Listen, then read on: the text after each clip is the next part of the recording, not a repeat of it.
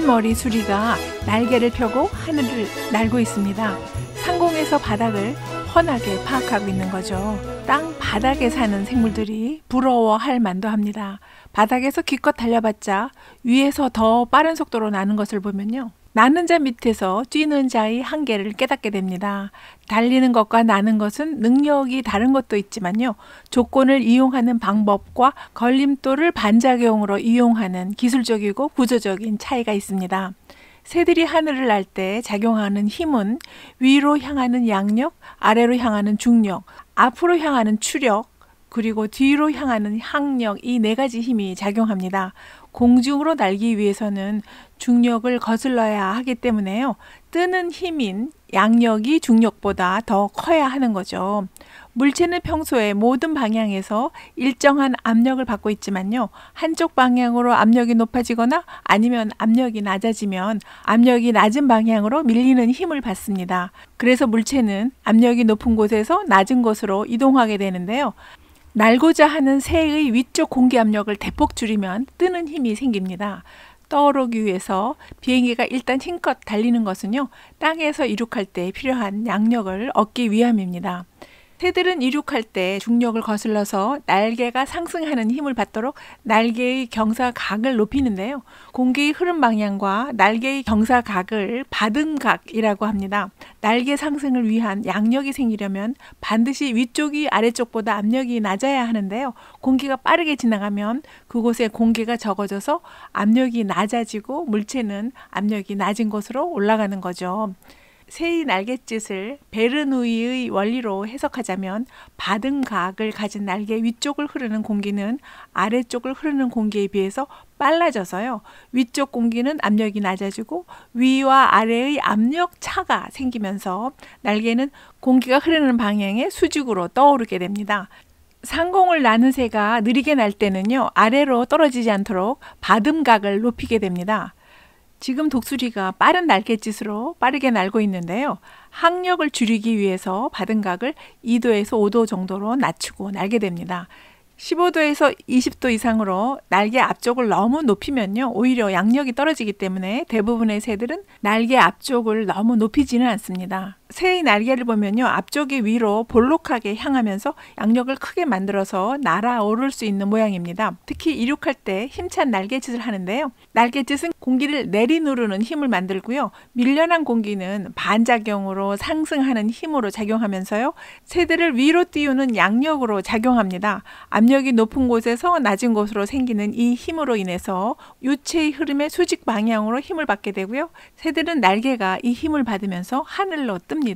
양력은 비행 속도의 제곱에 비례하기 때문에요, 빠른 날갯짓을 하면 양력이 증가해서 안정적으로 떠오를 수 있고요, 천천히 날면 양력이 감소해서 서서히 착륙할 수 있습니다.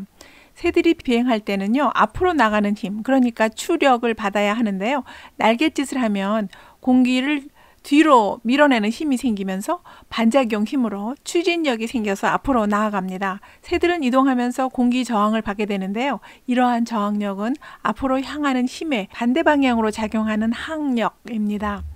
날개가 크고 빠르게 움직인다면 항력은 더 커져서요, 밀리는 힘도 더 커질 수 있는데요, 뒤쪽에 소용돌이가 생기면서요, 항력이 급격히 증대될 수 있습니다.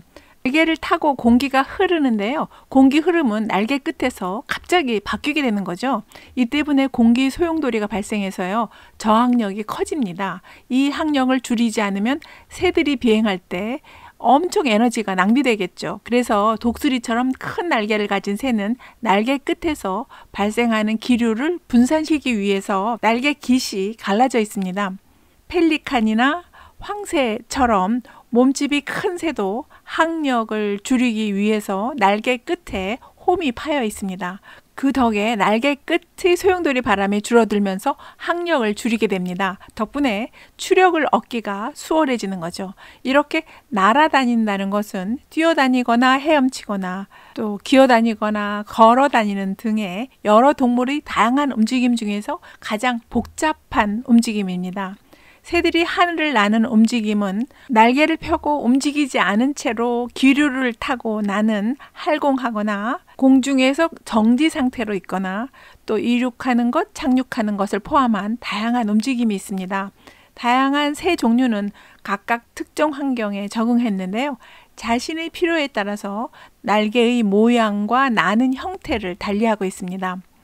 독수리가 기류를 타면서 일정한 속도로 활공하고 있는데요.